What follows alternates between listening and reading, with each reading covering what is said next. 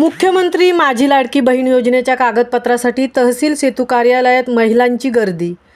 महाराष्ट्र सरकारने नुकताच मुख्यमंत्री माझी लाडकी बहीण या सुरू केलेल्या योजनेसाठी आवश्यक असणाऱ्या कागदपत्रांची जुळवाजुळव करण्यासाठी तहसील कार्यालयाच्या सेतू कार्यालयामध्ये मोठी गर्दी झाल्याचे पाहायला मिळत आहे। मुख्यमंत्री माझी लाडकी बहीण ही महाराष्ट्र शासनाच्या महिला बालविकास विभागामार्फत योजना सुरू करण्यात आली आहे। पुरुषांच्या रोजगारांच्या टक्केवारीपेक्षा महिलांची टक्केवारी ही कमी आहे। महिलांच्या आर्थिक परिस्थितीमध्ये सुधारणा तसेच महिलांच्या आरोग्य पोषण आहारामध्ये सुधारणा करण्याच्या दृष्टिकोनातून ही योजना सुरू करण्यात आली आहे। यासाठी दरमहा महिलांच्या खात्यात 1500 रुपये जमा होणार आहेत।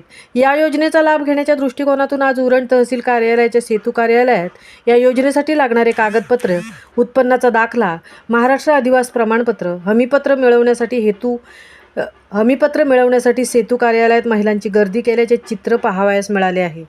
महामुंबईसह अनंत नारंगीकर, उरण।